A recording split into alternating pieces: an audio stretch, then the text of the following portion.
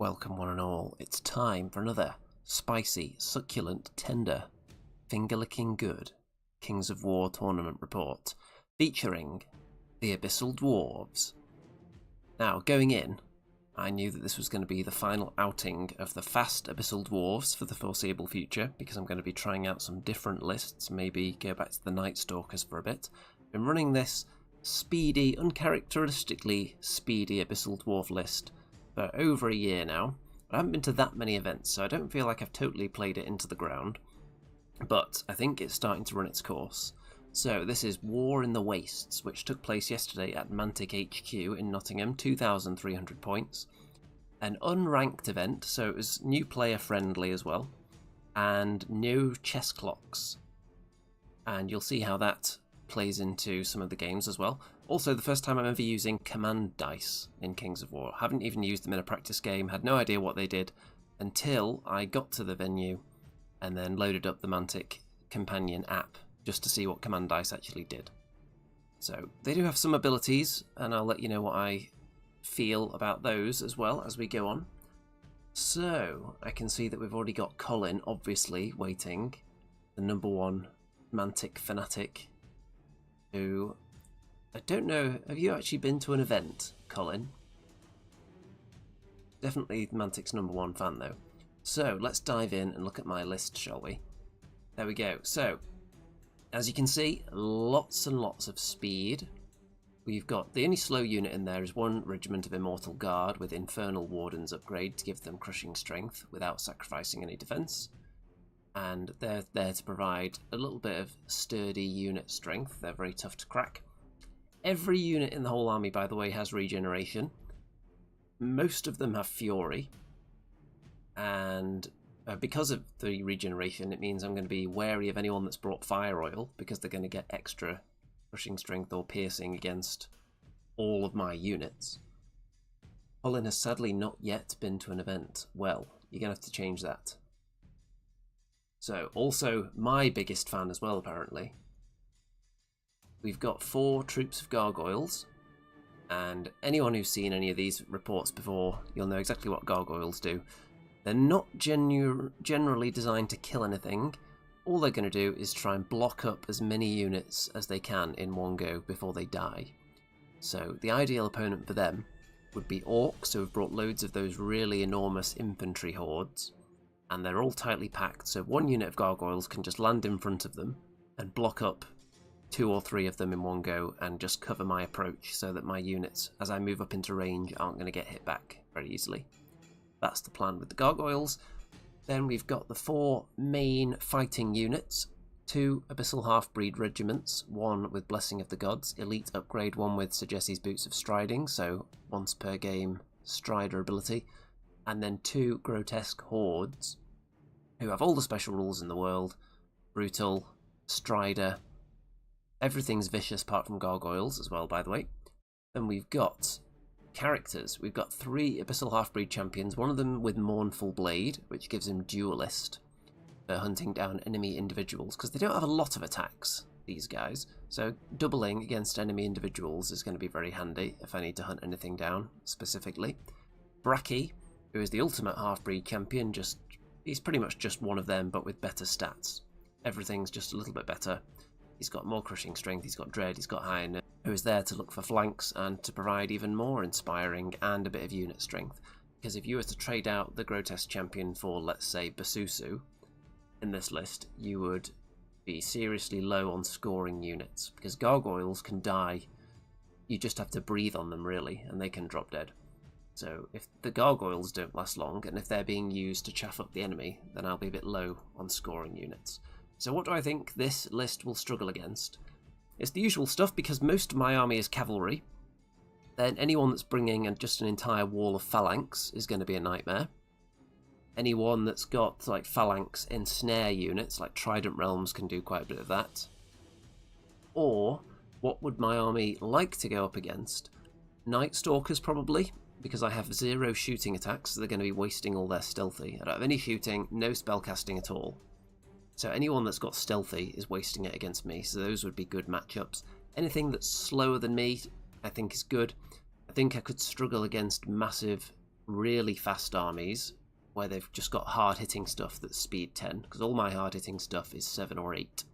So Basileans can do quite a bit of that. So I'd be concerned about facing them as well. And here is game 1 with a very blurry picture of the enemy army list. But round 1 is Dominate, and I'll go through the enemy list in a moment. But you can see that it's dwarves, and it's a mixture of old classic Warhammer dwarves and some modern Mantic ones as well. So it's very cool. Here is the list, which I can just about read, so it doesn't matter if you can't quite make it out there. So we've got a troop of berserkers. There are 3 units of ironclad, 2 regiments and 1 horde. Those are the lesser of the 2 regular dwarf units. The ironclad and the Iron Guard, I think, are the extra fancy ones. So the Ironclad are just defense 5.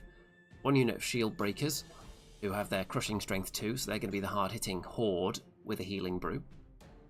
Iron Watch Troop with Fire Oil, so that's going to be useful against all my regenerating troops. Earth Elemental Horde, so they're going to be quite scary. Berserker Brock Riders, you've got to be careful of Brock Riders. They've got Helm of the Drunken Ram to boost their thunderous charge. And they're going to be quite fast at speed 8, but they're within the range that I'm not too concerned, because I do equal their speed, at the very least, with my hard hitters. 2 Mastiff Hunting Packs, and a Battle Driller, a Greater Earth Elemental, which is another one to watch out for in close combat. Stone Priest, who can be surging the elementals. Then a Dwarf Lord with the Wings of Honey Maze, who I'm going to have to watch out for. A fast flying individual, can be quite dangerous. Garrick Heavy Hand, who is an infantry hero, who is just pretty good at fighting. Pretty good all round, Radiance of Life as well, so pretty tasty. And a Dwarf Lord on Large Beast, which is another one to watch out for. Pretty fast, decent in combat. So, higher unit strength than my army, more units. So when it comes to Dominate, I'm going to have to do some killing if I want to win this. And anything else I wanted to touch on from this list? Oh yeah, a lot of the units have the throwing mastiffs as well for some ranged output. So that is how it looks. I think I chose the side of the table, but there was no tactical thinking behind it at all. This is just the side I had my army already sitting on and all my stuff on that side of the table, so that's purely the reason I chose it. I can't think of the last time I chose a table side for any strategic reason at all.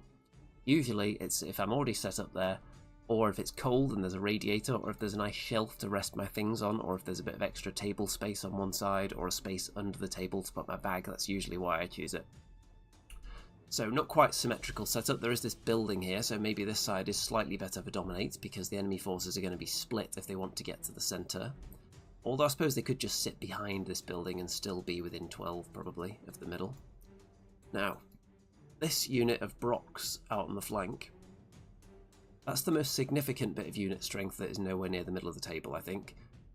The 2 big hordes are obviously providing a lot of unit strength. I don't have as much, so I'm going to have to be killing, and I don't really want to just smash into the front of these big hordes that are going to be difficult to take in one go. So I'm going to look for multi-charges if I'm going to try and hit them at all, and then use gargoyles to block the counter-attack.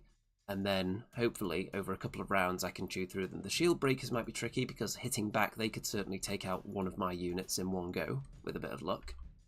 So let's see, I've started off all my individuals sideways like that, so they can get that cheeky extra centimetre or so of movement before they move out with their free individual pivot. And I've hidden most of the gargoyles behind my other troops so they don't get shot at. So we've got, on my opponent's, as I look at it, the right flank, we've got the large beast with the lord there. We've got some ironclad, the berserkers. And look at these. There is the unit of, I think these are the handguns here, led by Snow White. And I think that's Garrick Heavy Hand character in there, which is an old GW dwarf model that I use in my dwarf army, actually. I've got one of those. Oh, we've got Lee in the chat. Good evening. Then we've got 1 unit of ironclad, the Greater Elemental, the regular Elementals, the Horde of Shield Breakers. You can tell because they've got big weapons. It's a mixture of models. My opponent did say that he's slowly working his army up to being full Mantic and replacing a lot of these. There's the battle driller, represented by some kind of bear. And there is the horde of ironclad. Then over on this side, we've got the flying dwarf. This guy here is going to be flapping his wings with those weapons in his hands. We've got the mastiffs and the brock riders. And turn 1. My opponent is going first. I think I won the roll and forced my opponent to go first. Usually, in any scenario where you want to be controlling any kind of area of the table, you usually want to go second. On Dominate, it can be a bit different because it's really just one place you need to be, and sometimes you want to get there earlier so that if there's a fight taking place, it happens on the enemy edge of the Dominate area. So if it's not going your way, maybe they still won't reach it. But my thinking was, my opponent has got some shooting, so I'll just get them to waste a turn of shooting by going first, because nothing's really going to be in range. So there's a bit of an advance on, everything moving up. They're going to use this building to protect their flanks, but as the elementals are approaching that building, I'm thinking I don't mind that too much actually, because it's going to limit where they can be surged. Because if I happen to land on the other side of this building, obviously I can't be surged into by the elementals, so I don't mind so much if they have a building next to them. It will stop them being flanked though.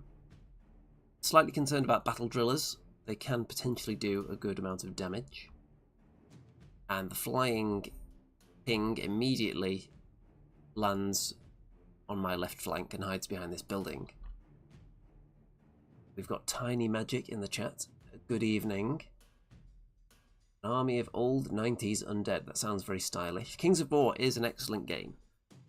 It's probably the best mass battle rule set there is, in my opinion. There are some issues with it, but mainly for me is that there aren't many events around here. Even though Mantic is right in Nottingham, they don't put on many events. It's usually down to individual staff members if they want to take the initiative and do it themselves. Mantic don't organise a lot of events themselves, which you would think they would because it's promoting their own game, and you've got people playing in their shop all day, buying their stuff. So it seems like something Mantic should put more effort into their tournaments. Okay, so the dwarves advanced up, nothing much happening yet. So what am I going to do? I have the definite speed advantage here, so I don't really need to move into charge range of the enemy yet. So I'm going to move up, but I'm not going to risk getting attacked by anything yet. I'll have to take a few shots on the way in. Turn 1 for me, so you can see I have advanced, moved into my own charge range, but not my enemy's charge range. You can see that I've put my Boots of Strider half-breeds over on this side because there's a wall there that they might want to charge over at some point. And what I'm looking for, on my front line here, I've got these 4 units here. 2 big hitty units and 2 hitty heroes. If I can get some kind of combo charge in against one of these hordes, potentially with all 4 of them, that would definitely be enough to kill them in one go. On this side, I've got something similar set up as well because I've got Bracky in the middle there. I've got my other 2 hard-hitting units. The Immortal Guard, not really interested in getting involved in any combo charges because they're too slow, so they're just going to advance onto the centre and just deploy their unit strength there and hopefully contribute at the end of the game. And if there's anything coming either way because one flank goes horribly wrong, then they can move to block it. So I've got quite an even spread of units on both sides. No gargoyles have been launched out over the top yet because they don't want to get killed needlessly. I'm going to wait till next turn when I make my charges and then use the gargoyles to block the other enemy units that I'm not hitting yet. So on to turn 2 for the dwarves, and my opponent is looking for some kind of pincer manoeuvre here, which is why I'm not worried about this too much because I've got the gargoyles. Obviously you don't want to get flank charged by brock riders, so they're going to be the first thing I'd want to block when I make my move. Over on this side, the dwarf on Lord on Large Beast is looking at a bit of a flank manoeuvre as well. Doesn't want to advance too far because you don't want to needlessly get hit by Bracky first. That little elemental block is looking a little bit scary. The greater one is poking out at the front, which means I can't double charge a small unit with anything significant. I wouldn't be able to throw in, for example, grotesques and a hero into them. I wouldn't even be able to throw the grotesques in because they're just too wide. So if I want to hit anything, it's going to be the greater, which may not be too bad because I'd be protecting my flanks from everything. as long as I make sure that this unit of berserkers can't flank any of my units. The handgunners are going to be shooting now. What are they called in the dwarf list? Iron Watch rifles, isn't it? Led by Snow White. And in fact, have I just totally missed? There's another character in here somewhere. Where's the Stone Priest? I think he's hiding behind the elementals, but he looks like Elvis. So he'll probably pop out later. So Bracky takes some damage from that shooting, and then a bit more from some more shooting. There's a bit of throwing Mastiff action.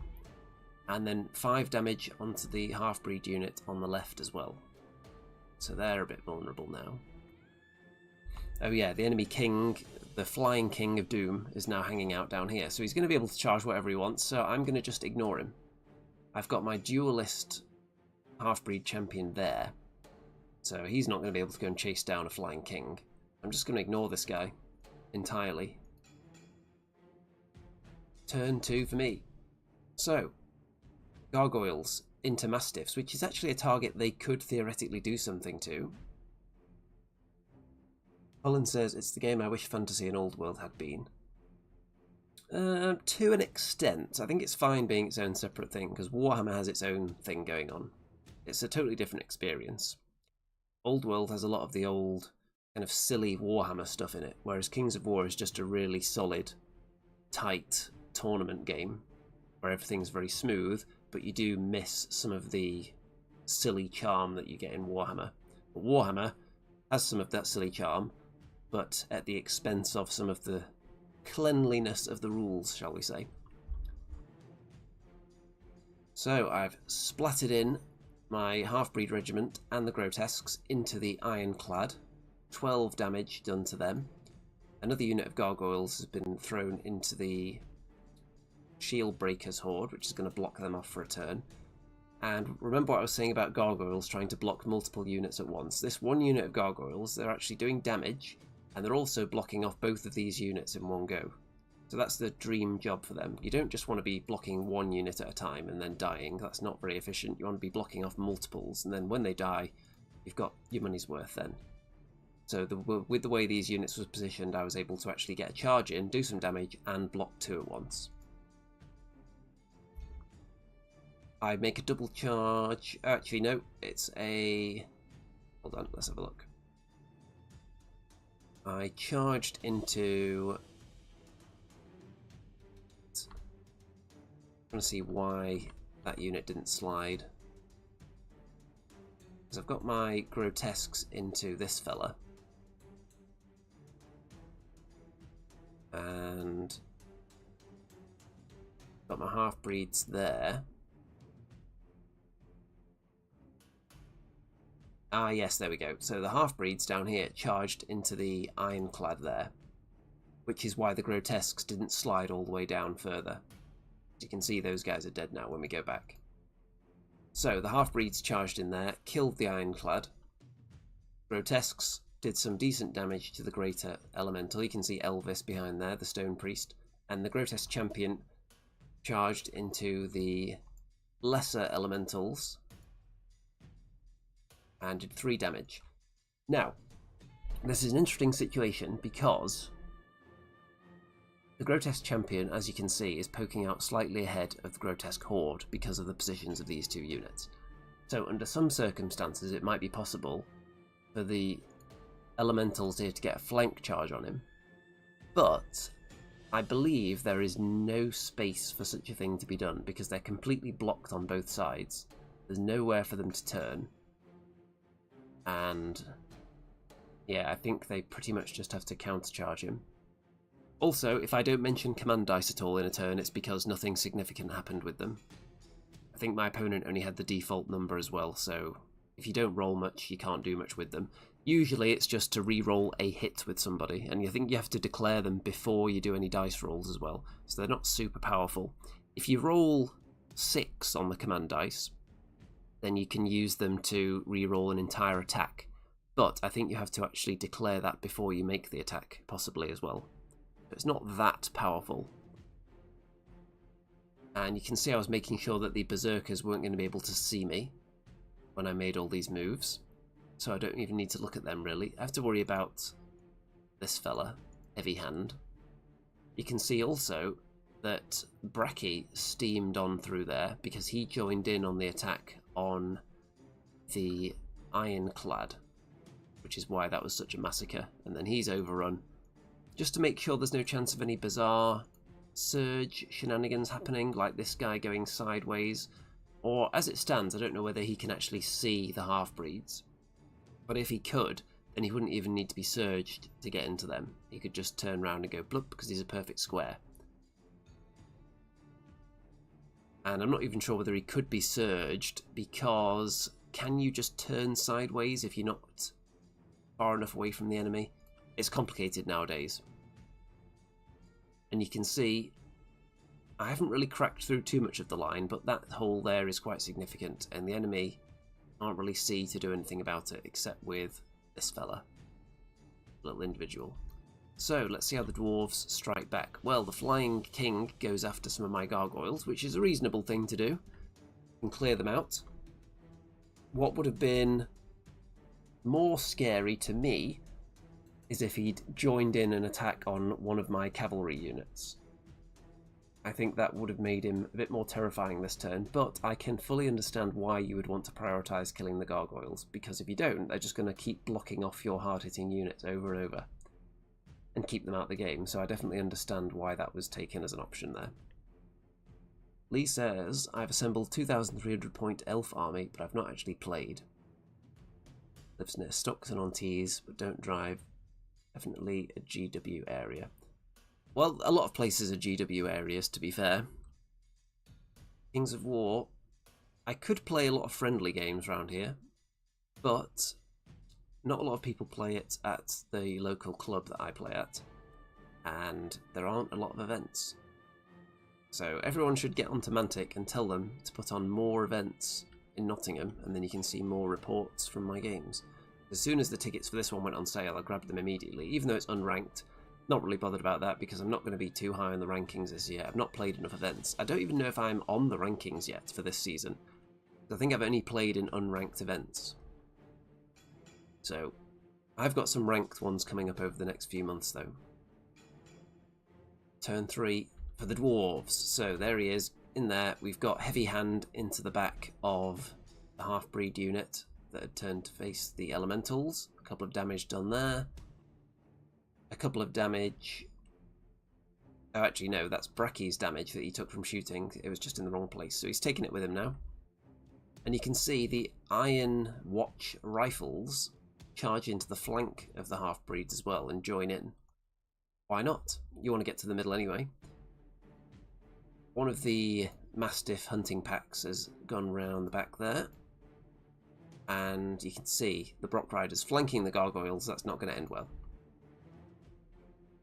Then the Ironclad Horde has countercharged into the half-breeds because they're already damaged and they have lower defense, much easier to possibly kill them. And I think the Battle Driller has gone into the Grotesques.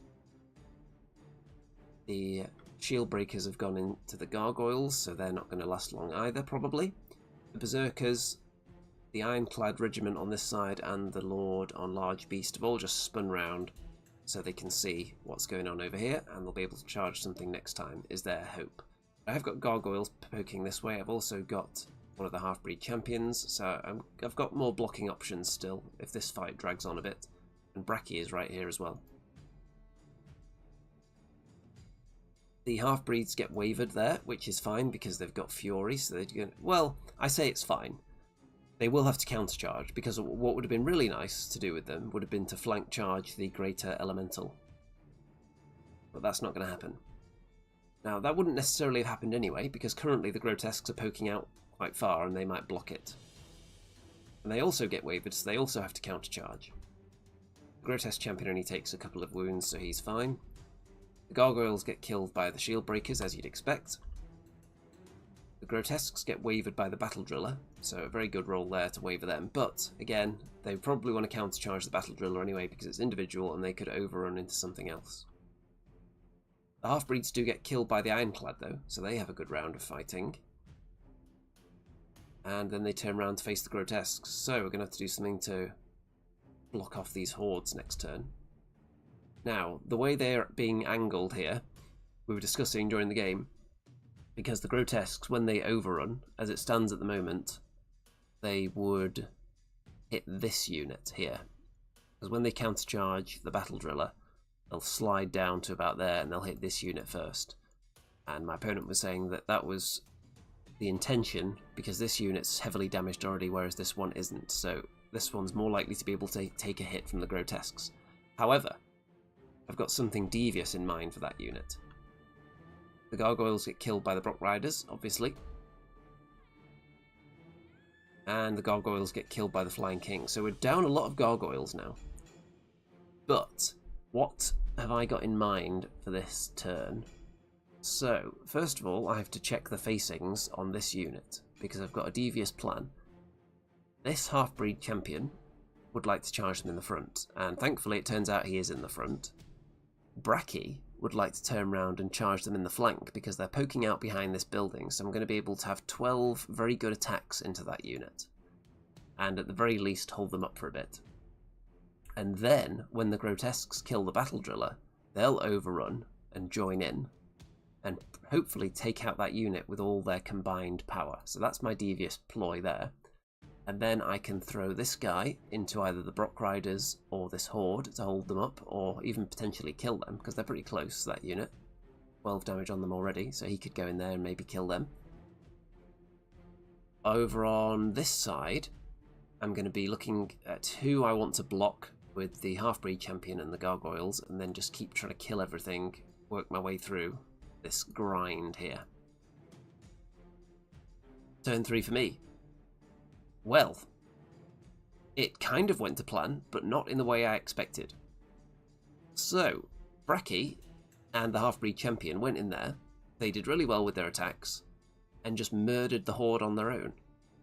There was no inspiring sources for the dwarves over here, so it just took one good roll, and they're dead. The other half-breed champion killed the other horde on his own. They were on 12 wounds already, so that's not too wild. The grotesques, though, failed to kill the battle driller, which is quite funny. So I was hoping that they would be the one to swing it, to kill that unit, but they weren't even required, and they failed, and now they're going to get flanked. The Immortal Guard just turned around to face the incoming threats. On this side, I put my half-breed champion. This is the one with the Mournful Blade, but he hasn't got any individuals in his sights yet, but maybe next time. He just attacks the Lord on Large Beast and does some good damage. The Gargoyles charge the Berserkers, do 1 damage. The half-breeds finish off the Iron Watch rifles and then spin round to face Heavy Hand and the Ironclad Regiment there. And more damage being dished out onto the 2 elemental units. So I'm pretty confident I'm going to win this fight against these two, looking at how much damage there is on each side.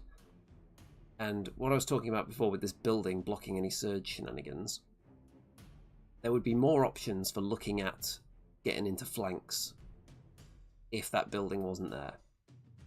Because these guys, they are technically in the flank of the Grotesque Champion, but they can't really charge into the flank because there's no space for them to actually maneuver into that position. And I don't think... is it with any kind of charge, or is it just with a surge where you have to actually make contact with the proper facing? I know with a surge, if you make flush contact with a facing that you're not in, you just have to fight that side. With a normal charge, I think you have to make a non-flush move into the facing, so they would have to be at a slight angle to touch that corner and not the rest of the front, I think. Someone let me know if you know any different. Okay, so it's looking pretty good, except this unit Grotesques are about to get flanked. It's going to be hindered though, because there's a bit of wall there. Turn 4 for the dwarves. So, the Brock Riders into the Grotesque flank, King with his wings into them as well, and the Battle Driller, so I'm not confident in their survival at all. Ironclad and Heavy Hand into the other half-breeds. The Large Beast stays wavered, which is quite amusing. He doesn't pass his Iron... Nope, it's not Iron Resolve. He doesn't pass his test, his Headstrong roll. The Berserkers only waver the Gargoyles, which is very embarrassing, so they're going to be stuck for another turn. These half-breeds get wavered as well, so lots of wavering going on, which is not what you want to do against Abyssal Dwarves, and the Grotesques get wavered as well. Grotesque Champion are also getting up there in damage now, so I need to do something about them next turn. You can see the command dice left next to them to show that they were used for either a reroll a hit or a reroll a damage roll. Well, after all that, the hindrance of charging over a fence is very important in this combat here, because you can see the Grotesques are not taking that much damage. They've only taken 7, and they're absolutely fine. But because they're sandwiched in on all sides, they can't countercharge the Brock Riders, so someone else is going to have to hit them. Turn 4 for me. Bart says normal charges just lead a point in the flank. That unit could flank you if it could fit. Looks like it wouldn't fit. That sounds about right to me. Let me go back and look at the situation. So, let's just... Okay, here we are. So, in that case, it would be a flank charge. And they might be able to physically be lifted and placed into that gap. If they could, would that make it a legal charge? Or would they have to have space to maneuver around here? Because they're obviously very tightly packed in there. I don't know whether they would fit, because my opponent didn't check, he just kept countercharging. Desmond says, as far as I know, the elemental should be getting the flank of the grotesque hero. They start the charge in its flank and make contact in the corner, therefore it becomes pick up and place. So, yeah, I don't know if they would actually fit. And also, now that I'm seeing this, when the grotesque champion is attacking them, he should actually be sliding further down each time now as well. So maybe it wouldn't be possible by this point. So maybe it would have been possible earlier on if the gap was big enough. Yeah, so it just depends if the space would have been there earlier. Always something to watch out for, though.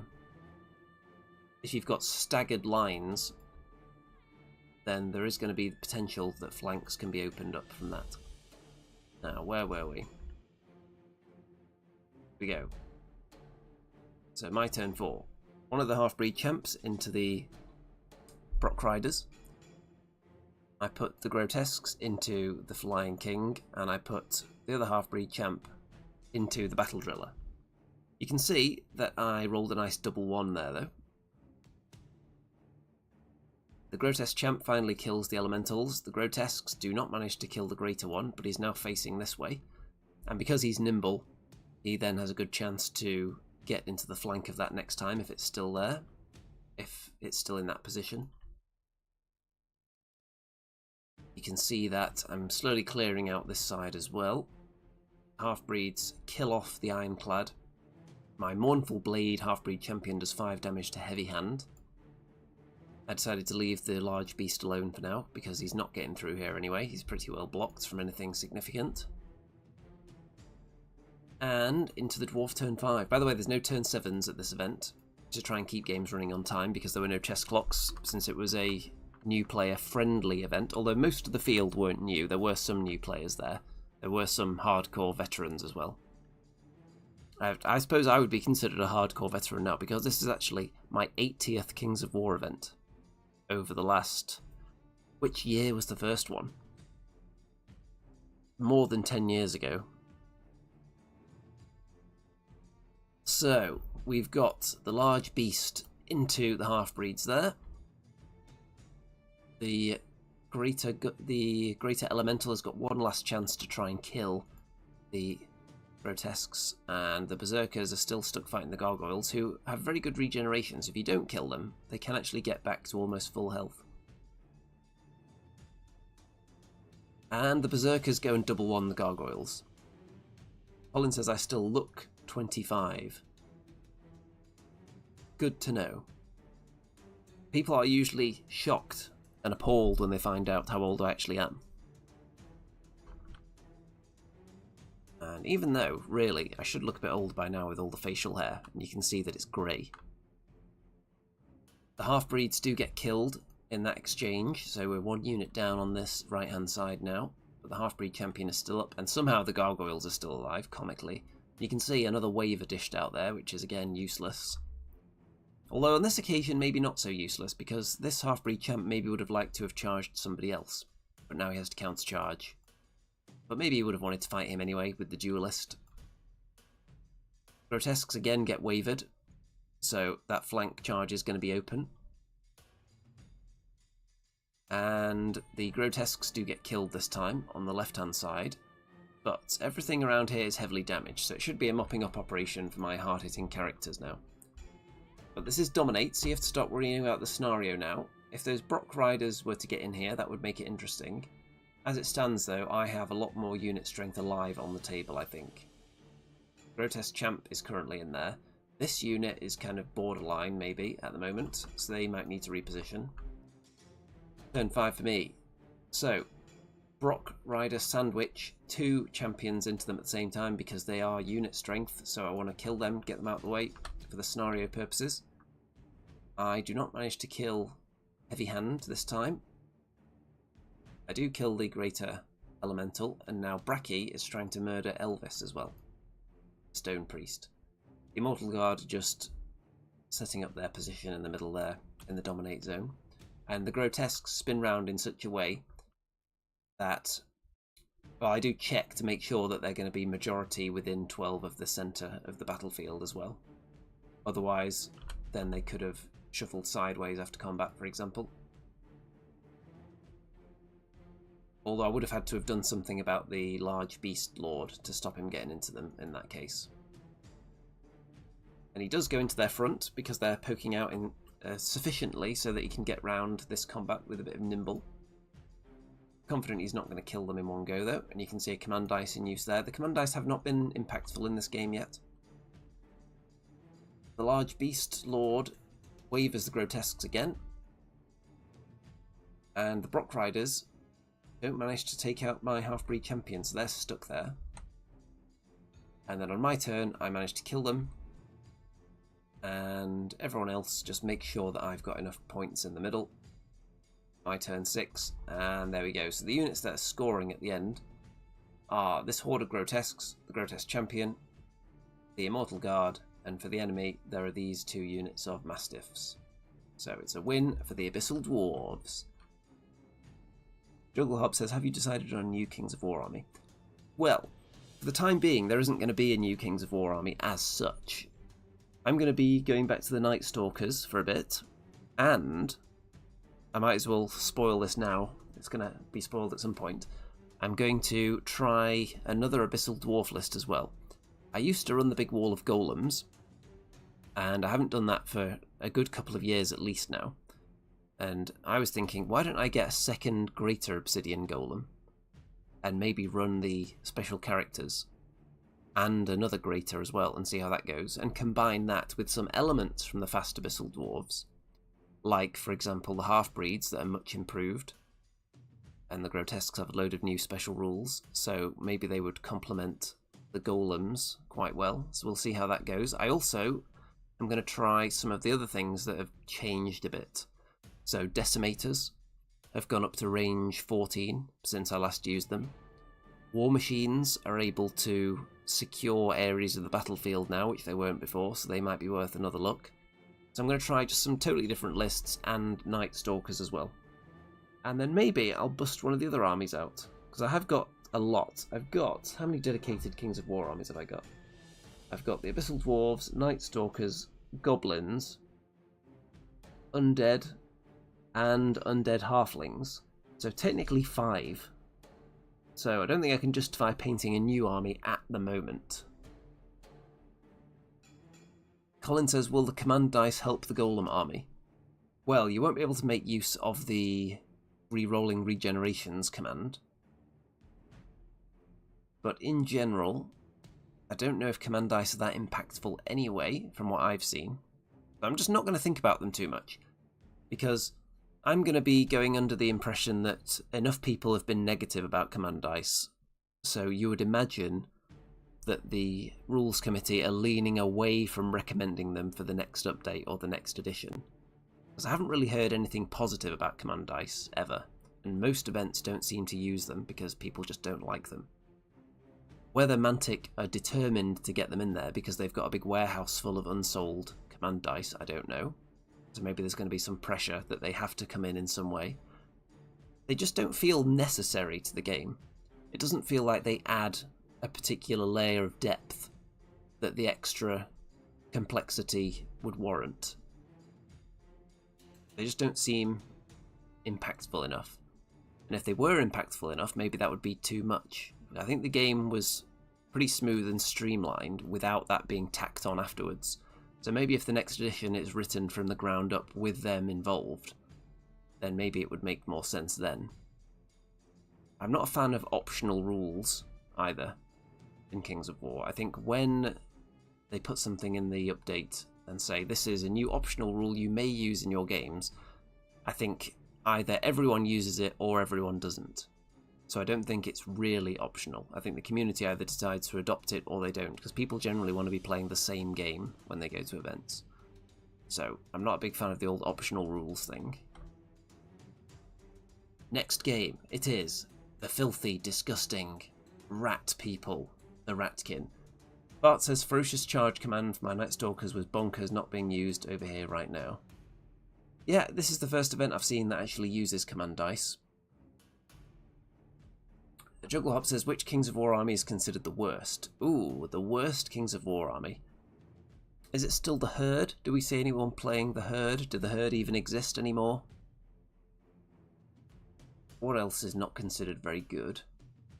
I don't know, I haven't been following the meta that closely. There are definitely some strong lists. I overheard some people's conversations at the event. There was talk that Basileia are considered very good right now. And Abyssal Dwarfs are quite good as well, I think. There are some armies that have some very interesting mechanics that other armies don't have access to, which make them an intriguing challenge, like Halflings. So, the Ratkin. This could be an issue, because, what was I saying at the beginning we don't want to see? Phalanx. Phalanx. And is there any more Phalanx? Let's see. Yes, Phalanx. Phalanx. Loads of Phalanx, which I don't want because I've got an all-cavalry army, pretty much. So that's going to be bad. So I'm going to have to use some shenanigans here. I'm not going to be able to just charge into the front of things and murder them easily. So I'm going to look for openings, look for flanks, try and get certain units into flanks while others go into the front and hope that that combined is enough. They also have plague pots, which when deployed, put ensnare onto you as well for a turn.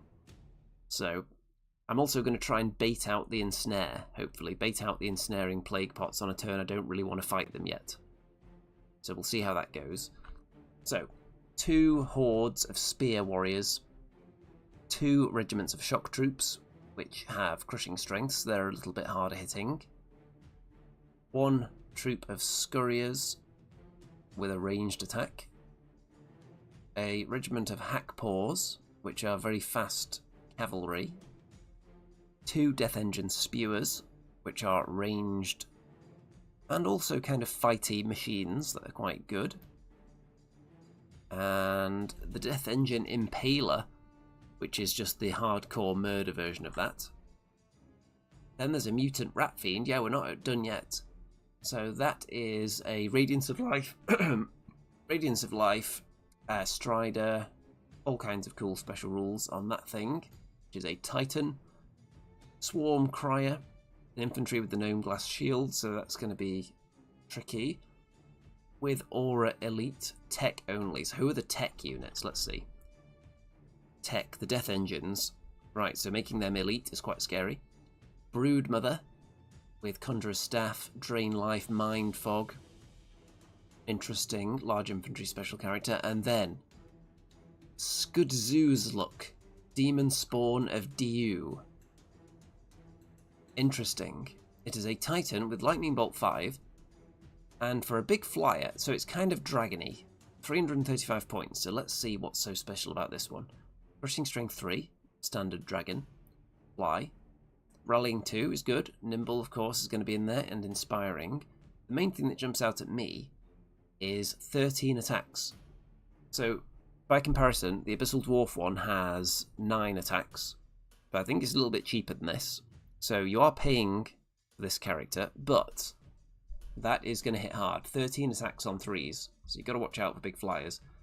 So we've got loads of phalanx, and we've got something that's really tough and fast and murdery and can't be blocked by gargoyles, so that's going to be tricky.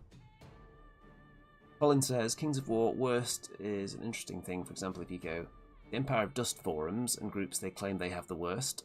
I found that most things are actually pretty balanced. It is a fairly balanced game, I think, Kings of War. Especially compared to other games out there. So, this is control. So we've got a couple of markers on the table to show that the battlefield is divided into 6 sections, and then you score if you have most unit strength in each of those sections at the end. Now, this event, one piece of feedback I'm actually going to give to the team is that with an event, I don't think you want to have all of the games be pretty much the same kind of scenario. So the last one is Invade as well. So that's 3 different scenarios where it's all about having unit strength just in a vague area of the table. So there weren't any token carrying objective games, there weren't any sitting on objectives at the end games. They were all... So maybe it was to keep it simple, because it was supposed to be also a beginner-friendly event. So I can understand that, if that's the reasoning for it. Colin says, need to thank Andy for playtesting Halo Flashpoint. It's the best sci-fi game I've played outside of Dead. Halo Flashpoint, it should be a darn good game, since I was one of the playtesters. And if you're playing it and you think, this is a mechanic that just transports me to the realm of playing a computer game, and it's just really accurate and thematic, and just really makes me feel like I'm holding a controller in my hands, then it's possible that that mechanic could have been pioneered or suggested by me. That's what I tried to bring to the playtesting, because I've played a lot of first-person shooter games, not a lot of Halo, so like the in-universe stuff, I would have had no input on that. I couldn't say whether a particular unit is an accurate representation of how it plays in the game, but just from playing shooter games, I was able to bring that to the playtesting. So mechanics, there's things like crouch in there that are obviously a big deal in computer games that you don't generally see in tabletop games. But yeah, it is a good game. You should definitely play it. So, what is my plan here? Because let's see how much unit strength my opponent has. More than me. But fewer units. I think I've got 14 units. But I've got inferior unit strength. So gargoyles are going to be good for hopping into table sections. But I'll also need them to block up the enemy. And that could be a bit of a conflict of interests for them. You can see when I was deploying, I put the gargoyles down first and the half-breed champions, so I was spread across the whole table, knowing full well I was going to put my entire army on one side. Because I'm just not going to contest this half of the table at all. I'm going to leave them alone and just ignore those enemy units there and try and focus on taking down everything else. And I've got some deterrents to being flanked by the big flyer if it wants to come around the side of the building, for example. I've got Bracky and I've got another half-breed champ hanging out here who could give him a good fight. Colin says, I thought the game played well from a Halo fan perspective. That is good to know. So, let's have a look at the idea of phalanx here then. So, I'm going to ignore this phalanx unit, but there's one here as well, and there. I do not want to go into the front of this unit. So, you can tell I've loaded up this side, because I've got a half-breed champion, I've got 2 of my heavy-hitting units, and I've got the Immortal Guard there. I want these 3, the faster units, to just plough through this side, where there is a Broodmother, there is some cavalry, but there's no big, really scary units. All the death engines are there. I want to blast through this side, and then come round the side here, rather than just flying straight into the front of this unit, which, when I'm looking like I'm going to set that up, they'll deploy their plague pots, so I'll be charging into ensnare and phalanx with all cavalry, which is not going to end well, because I'm not really going to get any hits. Other than that, I'm going to be looking at, because all the death engines are so close together, looking at using gargoyles to maybe block them up as well. Normally, if you're coming up against flying chaff, you'll want to deploy your stuff a little bit further apart so that they can't be multi-blocked, which is a problem that orcs run into a lot because they have such big base footprints for their hordes. So, cool basing going on here for the Ratkin, and this is a cool beast. Turn 1 for me, and I think I was forced to go first after the roll-off. So, I'm staying out of charge range of pretty much everything. The only thing I've left in charge range of the flyer is this guy. Now, you might think that's a silly idea. Why would you do that? Because that character can be killed and then overrun into the half-breeds, and they could maybe get killed in one hit as well. Well, this thing is a huge threat, and I don't think one half-breed champion out in the middle of the battlefield is going to be enough of a temptation for this thing to charge in.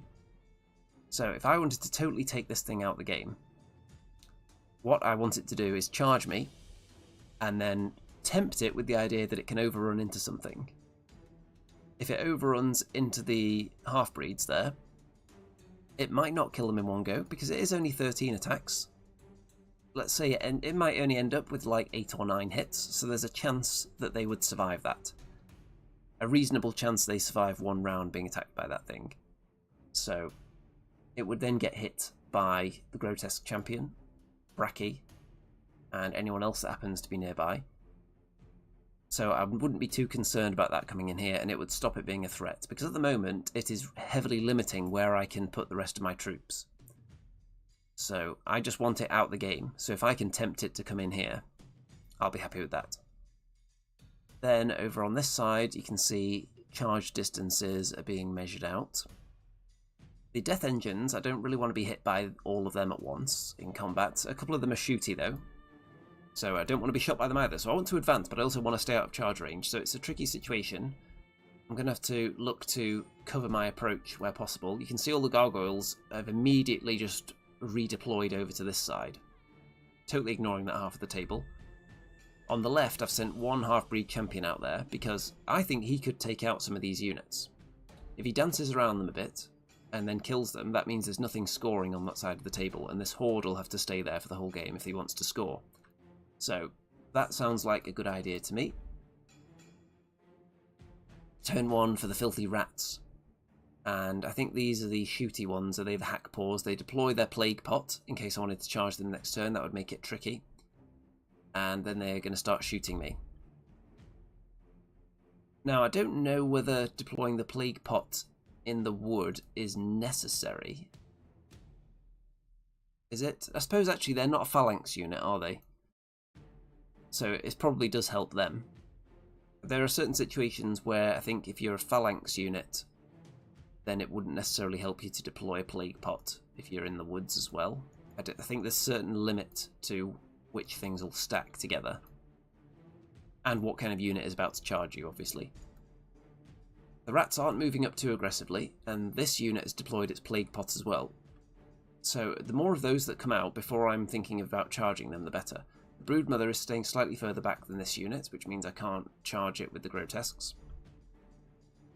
And the shooting does 1 damage to the half-breed champ, and the other shooting does 1 damage to this one.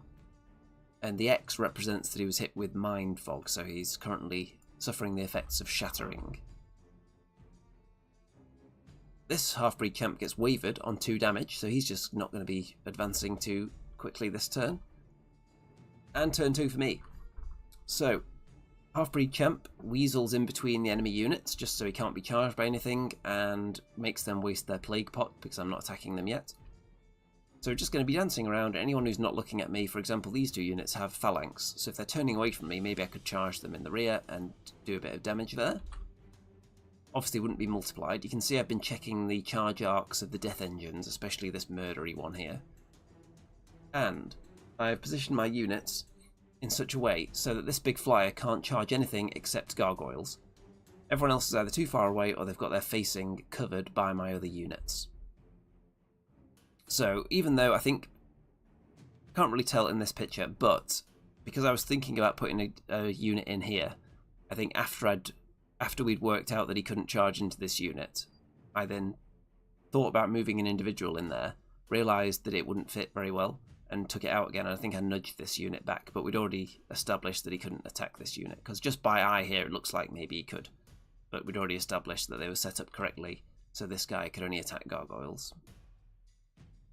Over on this side, gargoyles landing in front again, just blocking off the enemy so I can advance, and I'm quite happy with that. So on this side, I'm laying down 2 units of gargoyles. What would you do in this situation as the ratkin?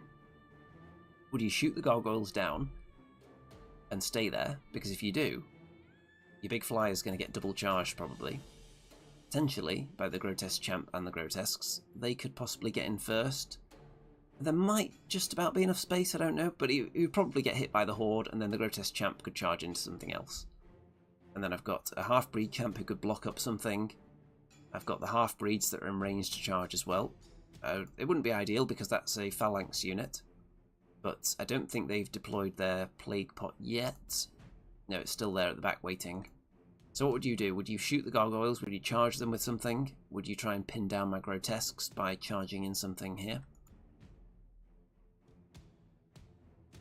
And you can see also this half-breed camp move backwards because he didn't want to be charged by the big enemy flyer. So the big enemy flyer of doom could actually land down here somewhere, which I'd be okay with because it means he's not attacking something for a turn, and I've got 2 half-breed champs that are in position to potentially charge it if it lands there, which I would be cool with.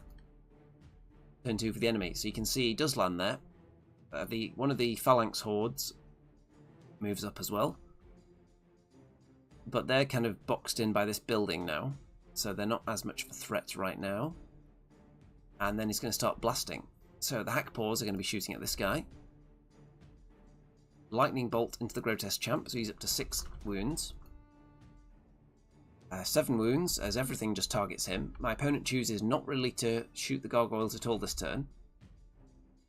Shoots the half-breed champ over this side with mind fog again. Wavers the grotesque champions. He's not charging anybody this turn, so that takes away some of my options. And the gargoyles get killed by the shock troops there. And they don't want to risk going back, because if they go back too far, they'll let the broodmother get charged by the grotesques, which they don't want. So they're staying forward, which means I can now double charge them. So you can see the enemy cavalry. Are they actually the hack paws, the cavalry? Are they scuttlers or something, the shooty unit? I think these are the hack paws. So the cavalry that were on this side have moved, which I am definitely okay with. They obviously feel like they want to support this side more. And also I should point out, in terms of long-term strategy for this game, because it's control, my plan was to win over here, push through, come round, take everything out, and then sweep back this side across the table. So I'm going head-on towards things like the flyer and getting round the back of these units who are engaged on 2 different sides then, ideally. So that by the end of the game, hopefully I'll be fighting in this sort of area, where I'm contesting the little gold token signifying the divide between the areas is about there. So if you're standing in this general area, you've got a chance to control 4 different zones depending where you need to be at the end. So this is the area I want to fight in by the end of turn 6. Turn 5 and 6 I'll be looking for that. Turn 3 for me.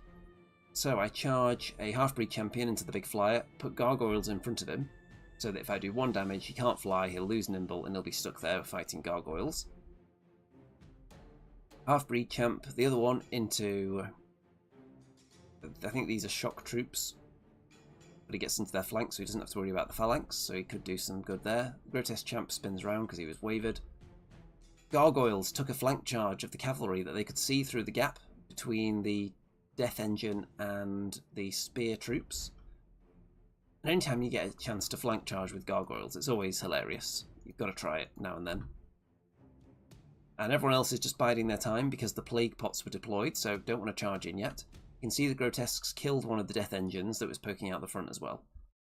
And I just had to take a bit of a risk, because if I failed to do a wound to this thing, then obviously the grotesques would get rear charged and die, or the half-breeds would get flank charged and die. So it's a bit of a risk, but I managed to do the damage, and I used a command dice to guarantee, or to help, to guarantee that I would hurt the big rat. I double charge into the shock troops and double one them. So that's not going quite to plan there. But overall, I'm feeling pretty good about it so far. Turn 3 for my opponent. So you can see the broodmother is joining in with the shock troops on the grotesques. The big flyer is only able to get to the grotesque champion, and that's only because this unit elects not to charge anything and just turn to face this wall. The 2 remaining death engines, including the very spicy one, double charge the grotesques, and the big unit of spear rats charge into the half-breeds, which I'm okay with. Half-breed champ gets charged by these fellas, takes a bit of damage. The shock troops here kill... Hold on, who was there? It was... Where are we looking now? Next to that wall.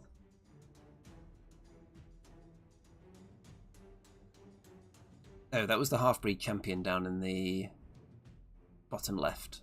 So it was this guy. So he got killed. Then the grotesque champ does not get killed by the big flyer. But then command dice are used, so he does get killed after all. Now, here's my question. Are you supposed to declare the use of the command dice to re-roll your entire attack before you actually make the attack?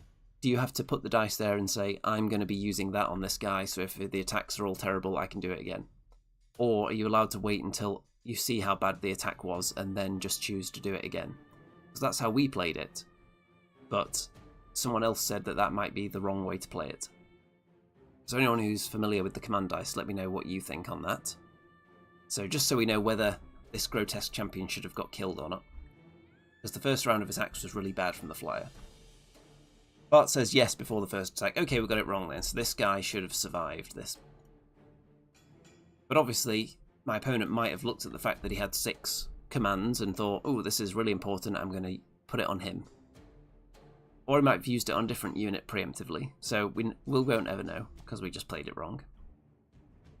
So, the Horde do 4 damage to the half-breeds, which is fine.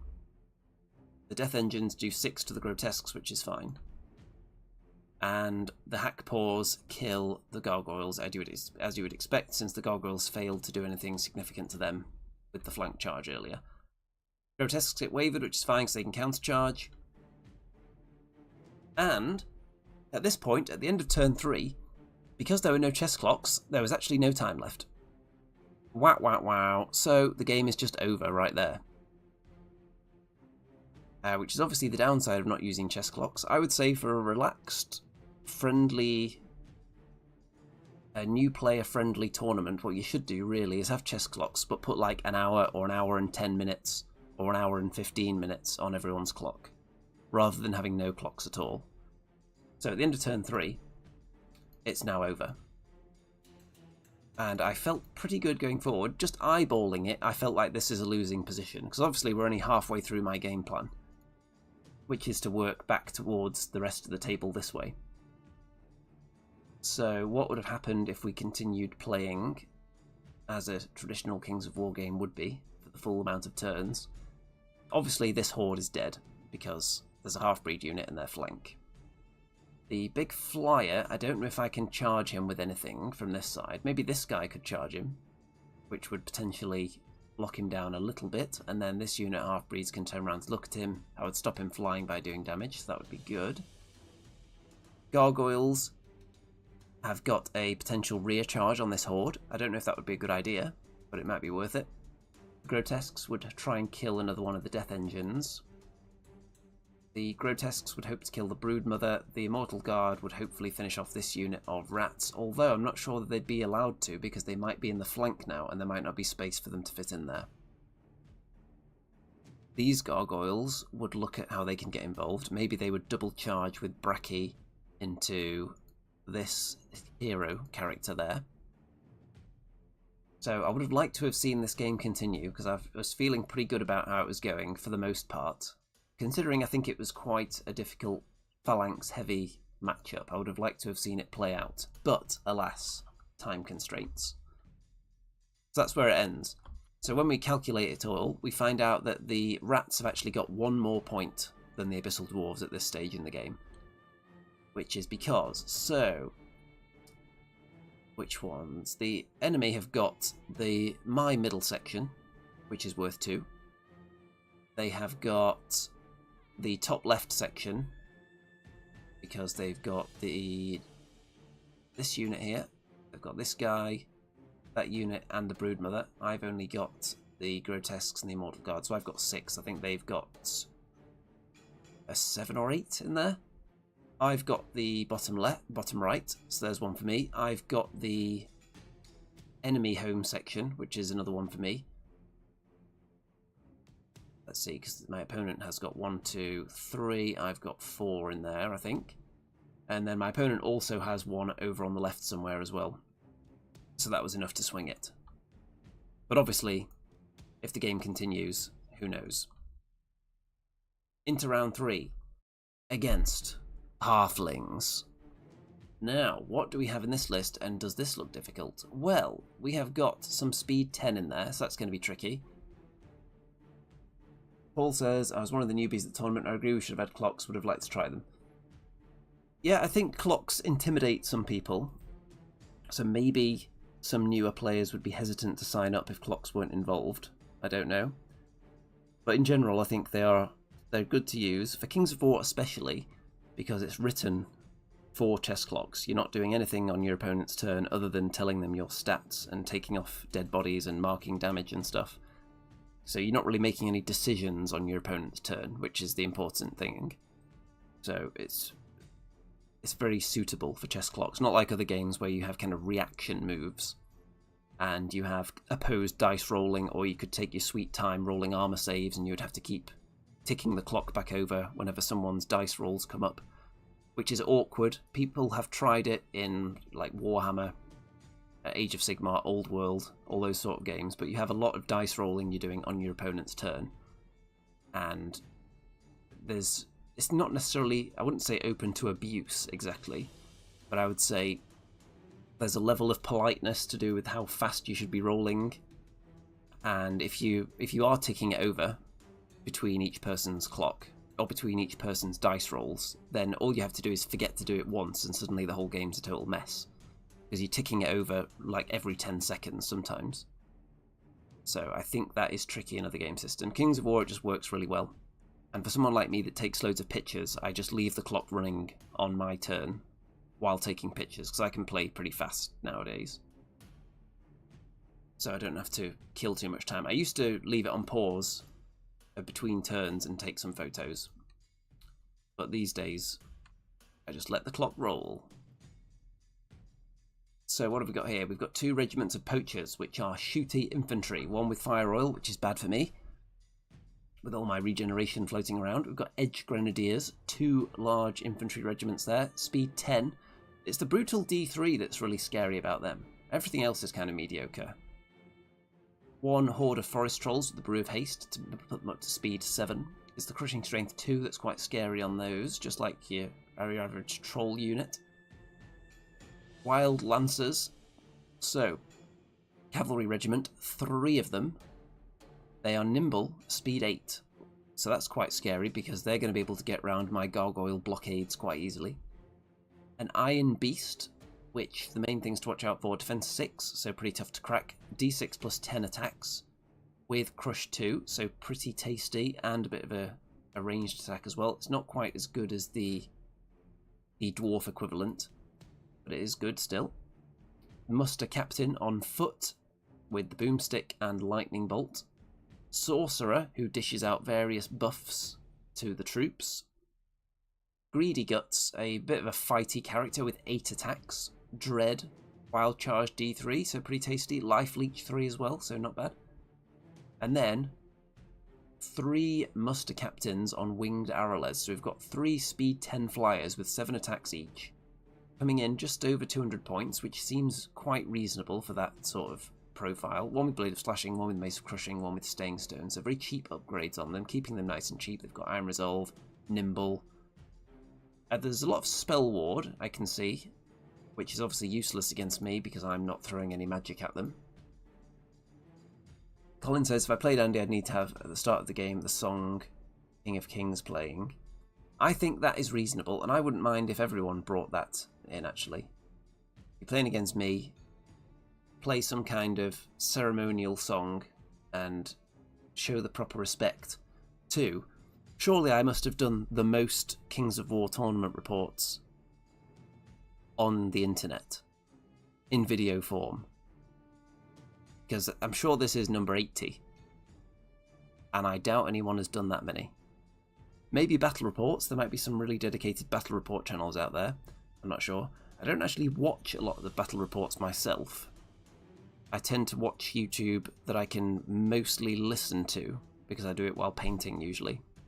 So I don't want to be looking at the screen more than once every now and then. So I'll usually put on something like something from TV maybe that I've already watched, or with YouTube, something that's a bit more podcasty, where you don't need to be looking up all the time, and maybe just look up to see someone's face expression if there's a particularly funny moment. Okay, here we go. This is Invade. So on that note, my opponent has more unit strength than I do, and more scoring units. So that could be an issue for Invade, because what I would like to do is not get flanked by any of the scary flying stuff, because they're limited in their number of attacks if they hit you in the front. Don't want to get flanked by anything, so you kind of have to spread out across the table a bit, or gather up fully on one side and then put your fastest stuff out on the other end to deter the enemy away. So if they come within range to attack your good stuff, you then charge in with your deterrents.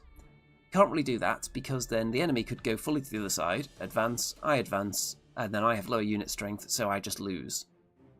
So I have to stop the enemy getting past somehow, and also not get flanked. So I have to spread out my half-breed champions. I've gone more to the right, because that's where the enemy units were going down, and that's where a lot of the enemy unit strength is as well. So if I can stop this big block getting through, I don't need to worry so much about these units. But really, I'm more concerned about the fight here, and not getting out shenaniganed by the flank attacks of halflings. So you can see I have got my similar units next to each other, ready for maybe some combo charges. I've got my gargoyles back because they don't want to get shot. The poachers move forward immediately with a bit of a scout move. See the cavalry there. I think these are all proper Mantic models as well, which is always nice to see. And turn one to the enemy.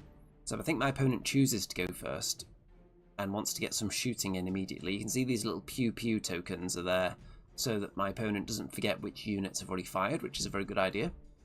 And then as soon as the pew is removed, that means they've used their shooting for the turn. Grenadiers into the flank. And I thought this was cool.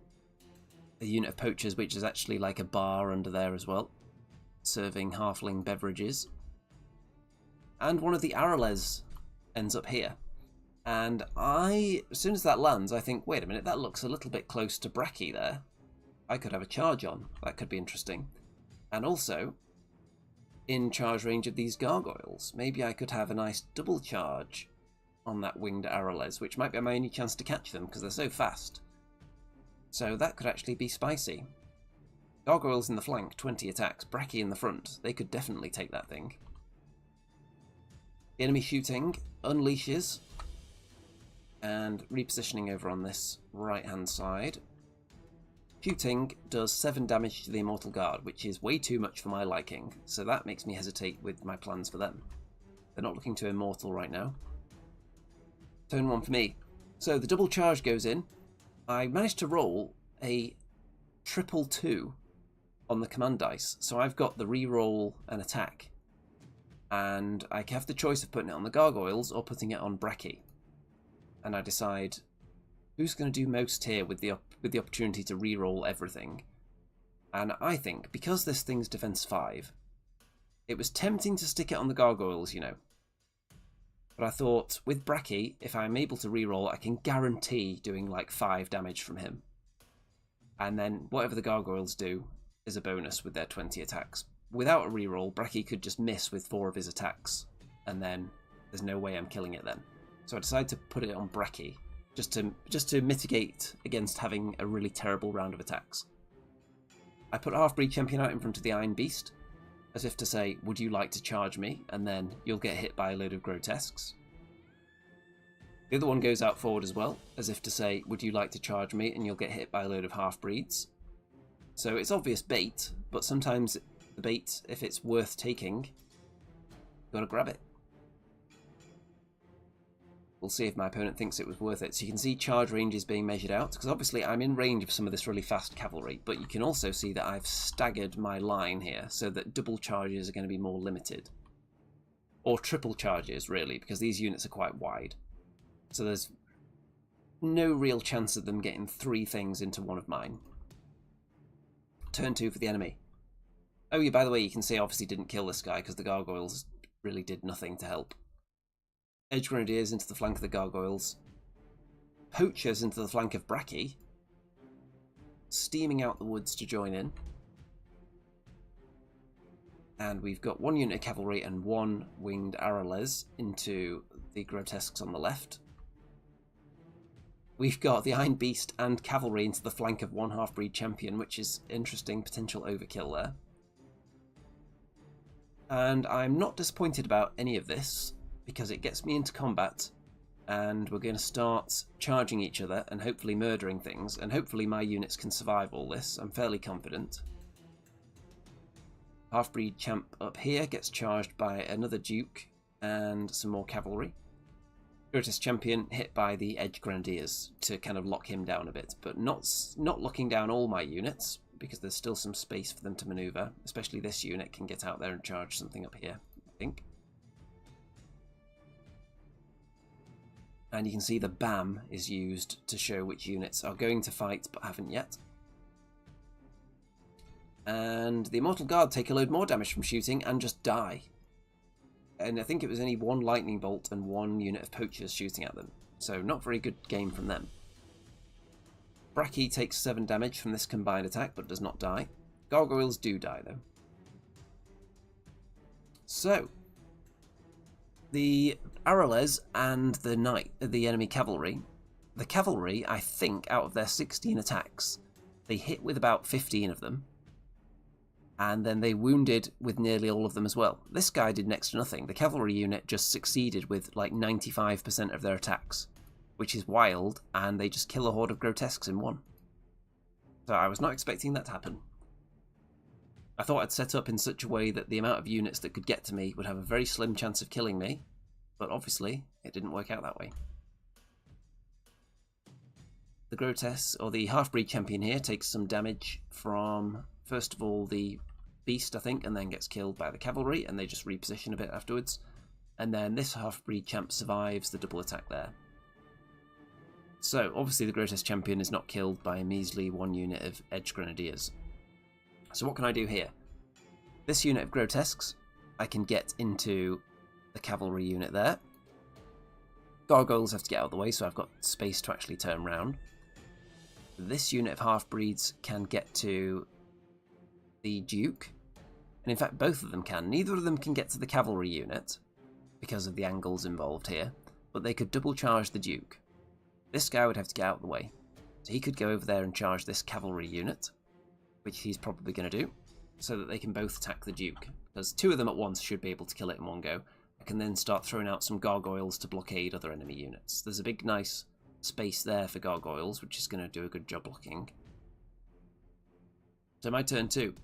Bracky manages to murder the enemy duke with a bit of a command dice used on him to guarantee the hits. 2 half-breed champs into the enemy cavalry, yielding only 2 damage points, which is very sad. This is the one that steamed over from the double charge on the right, and this one from down below. You can see the H showing that this one's hindered. My opponent had a lot of handy little tokens to be left around the table. There's Greedy Guts, by the way. The Duke is killed by the double half-breed charge. One of them stays facing the cavalry, the other one turns around to face this way in case anything goes horribly wrong with the enemy cavalry charging into me next turn. And I checked to make sure the enemy didn't have any heroes they could put here, which would stop the slide all the way down, because we're the same width. So in theory, depending which facing I'm in actually, because if I'm in the flank, I'd be able to charge straight in. But I think maybe I'm relying on this unit dying for me to get in there. The Grotesques only do 7 damage to the cavalry there, which is disappointing. And this guy, because the model isn't that big, I kind of forgot that he could see over everything else. I didn't necessarily forget, it just didn't jump to mind that maybe he could go and flank charge somebody. So he can maybe get into the half-breeds now. Grotesque Champion only does 4 damage to the Grenadiers, which is pitiful. And a mixed bag, but not a great performance so far. The Abyssal Dwarves not doing that well yet. Turn 3 for the Halflings. Double charge onto Bracky again, but he's not too terrified of some poachers and grenadiers.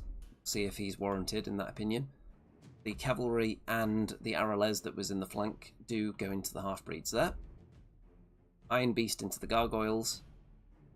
The trolls weren't able to join in and charge, so they've just repositioned themselves so next time they'll be able to maybe hit something.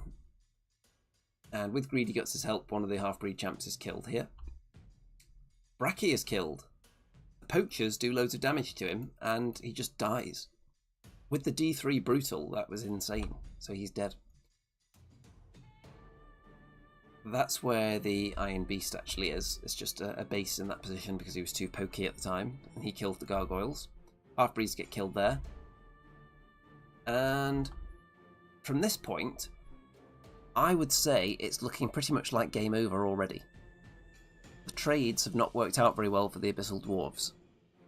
There's a couple of things that I didn't do very well on, and there was the one slight overperformance that killed the other Grotesque unit, and those combined have left not a very favourable position here. So, my cavalry can obviously take out the enemy cavalry. I've got 2 units of gargoyles that have been hiding for now that can maybe throw themselves in the way of something. This Grotesque champ will surely get through them this turn. This unit of Grotesques will surely get through them this turn. So it should look a bit more even at the end of next turn. Turn 3. So, one of the half-breed champs charges into the Arrowles. The Grotesques do kill the enemy cavalry. My half-breeds kill the other enemy cavalry. So that bit went well. The Grotesque champ is still stuck though, and this is going to be a real problem now because I'm relying on him to join in one of these fights or hit something in a flank. As it stands, the enemy can just turn away from him to their heart's content because he keeps failing to kill the Edge Grenadiers. Turn 4 halflings, so we've got double charge, Iron Beast and Arrowles into the half-breeds. The Edge Grenadiers still fighting there. And we've got the trolls and Greedy Guts and the cavalry all into the Grotesques at once, so we'll see if that ends badly. The poachers turn round and shoot a bit, but they don't accomplish too much this turn, just a bit of damage there. And a waver, sadly, so he can't charge anyone. Grotesque champ still stuck there fighting them. Unit of Grotesques becomes wavered, which is fine, because now I can countercharge whichever one I want. And so, this was my plan. If this guy hadn't become wavered from shooting, if the Grotesques had survived, which they did, which is slightly against the odds, but then again, the other unit I thought should have survived. So maybe that evens out. So, this unit, if they were able to countercharge into, for example, the trolls, then this guy charges into Greedy Guts. Also charge into maybe Greedy Guts with a unit of gargoyles, and then overrun both of them into the cavalry, then maybe I could take out everything in one go. That's what I was thinking, but alas, he got wavered, so that bit of it's ruined. So we're going to need some gargoyles to do some serious work now. Let's find out if they can. Because obviously the half-breeds up there have got killed as well. So I'm running out of scoring units for invade now. I'm going to have to be killing things very rapidly. Turn 4, Grotesques into the trolls. Waver them, which is good. Grotesque Champion finally gets through the Edge Grenadiers. The gargoyles murder the enemy cavalry. Let's go back and show you. So, when the Grotesques slide down with the countercharge, that opens up the frontage that these gargoyles can see. They charge in, and actually I don't know if it was the front unit, because I think the front unit were actually in the flank, but the back unit were in the front. So the front unit had to get out of the way, then the back unit was able to charge the front of the knights and just killed them. Gargoyles apparently do the business now. And another unit of gargoyles charge into the sorcerer and waver spellcaster, so that's good. So that was a decent turn, actually. Turn 5 for the enemy. The poachers blast away at the gargoyles, waver them, so they're going to be stuck for a turn. Iron Beast fighting the half-breed champ. You can see the grotesques are dead now. The trolls just backed up after being wavered, and the edge grenadiers charged in, and the greedy guts and the captain. They're gone. So I'm down to gargoyles and a champion now by the looks of it. Turn 5. Grotesque champ. Can't kill edge grenadiers. Maybe I need to put the grotesque champion into something different, because he keeps failing to kill this one specific type of unit. Gargoyles just hanging out. The other unit of gargoyles flank the trolls, but don't finish them off. And this half-breed champion is just going towards the enemy poachers, because my only chance to get anything out of the game now is by killing enemy unit strength. So, heading over there, hoping to survive one round of shooting, and then start murdering them. Turn 6 for the enemy. The sorcerer is doing something. I think using... what's one of the abilities? Is it brutal, perhaps? And gargoyles countercharged by trolls. Grotesque champion hit on all sides, so they should be dead. Half-breed champ dead. Grotesque champ dead. Gargoyles dead. Other gargoyles alive. So obviously, I think we knew which way this game was going after a couple of moves. And in my turn, the gargoyles just dance around and score me a victory point for invade. Obviously not enough to win, but gargoyles may be the MVPs of the game. From my perspective, for the enemy, obviously the edge grenadiers, this unit killed Bracky, and the other unit held up a grotesque champion for 3 or 4 turns, which is comical. And then I saw on one of the neighbouring tables there was this very colourful looking battle going on between orcs and halflings, so I had to get a photo of it. Very, very cool. And that is that. So it was 3 games, opened with a win against the dwarves. Then the time interrupted game that we really only played half a game, with the loss by 1 point against the ratkin, and then this game against the halflings that did not go very well at all. And I think it is quite tricky when your list is built on speed and the enemy have more speed than you, and their fast things have more nimble than yours do, at least the hard-hitting ones. So the flyers are an issue, and I think that's always been the case to this list. What could I do with to counter that? If I was continuing to run the FAST Abyssal Dwarfs, I feel like maybe Basusu would help to counter some of those. I can't think of anything else really, because the big flyer for the Abyssal Dwarves is quite expensive. So I think Basusu would probably help in these particular matchups. She would be a good deterrent to enemy flyers popping up, because she could definitely deal with them. And other than that, it's a sad end for the FAST Abyssal Dwarfs, who have brought me some success. But we're going to try a really heavy golem list at some point. I'm going to try a list with decimators and war machines. I'm going to try some more Night Stalker lists. I've got loads of Night Stalkers. The actual Night Stalker army fills up more space in my cabinet than the Abyssal Dwarf army does. So I've got loads of them. I've got loads of Butchers and Dread Fiends, Shadow Hulks, Scarecrows, Bloodworms, Mind Screeches, all kinds of cool stuff. The Doggos. Loads of units in there. So, more things to be tried out. More lists to be played for Kings of War. Maybe the Goblins will even come out again at some point. Wouldn't that be wild? I've been playing them for at least 10 years now, with their lovely snow bases. Lydia says, I'm currently sat painting a Night Stalker's army. I'm more in the hobby, but I'd like to know if there are any characters or monsters that are particularly good or fun. For the Night Stalkers, characters or monsters that are good. So, the one thing that is really good, I think, is the Portal of Despair, because it's very cheap in points. I'm not sure how much... I think there is an official model for it now, isn't there? But if you don't want to use the official model, it's something that's kind of really open to interpretation, because if you just hear the words Portal of Despair, I think people can all conjure up different things in their imagination and what they imagine it to be. I don't know if anyone's seen mine, but it's like a giant carrying around a big slab with a portal on the back and a tentacle monster playing a flute coming out of the portal. That's my Portal of Despair. But it's quite good in-game because it's got high nerve, so it's not that easy to take it out. It's very cheap in points, and it also provides, it allows you to pick an inspiring unit. You'll make one of your units inspiring for the turn, which is something that Night Stalkers don't have a lot of access to. So I think Portal of Despair is a really cool one. From a hobby perspective and a gaming perspective, that's maybe the only one that hits both sweet spots. Shadow Hulks are really amazing hobby potential.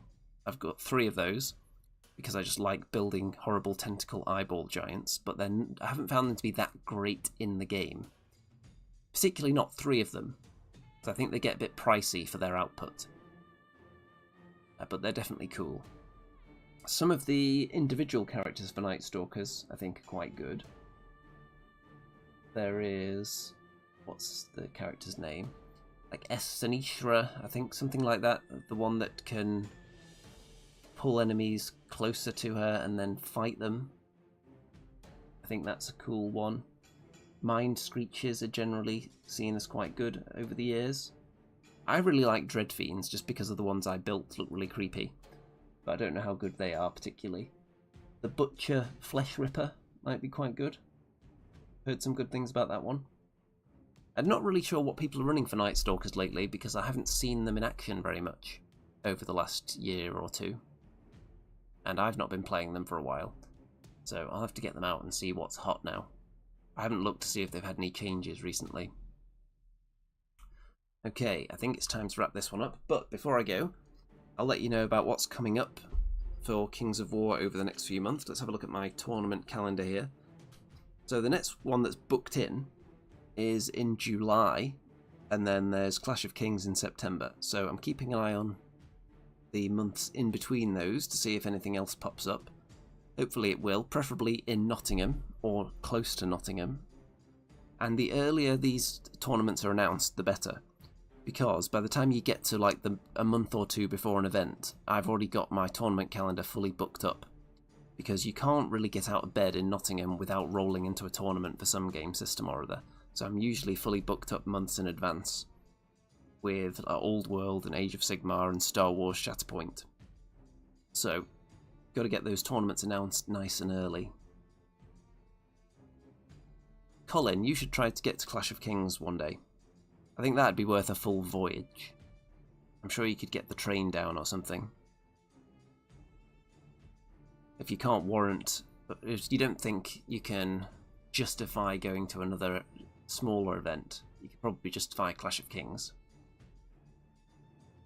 Do they not have trains up there? How difficult is it for you to get to a train to get down to Clash of Kings one of these days? I don't know if this one's sold out yet, but I'm sure there's a wait list. Bus to Glasgow, then a couple of trains. That doesn't sound too horrific. The most...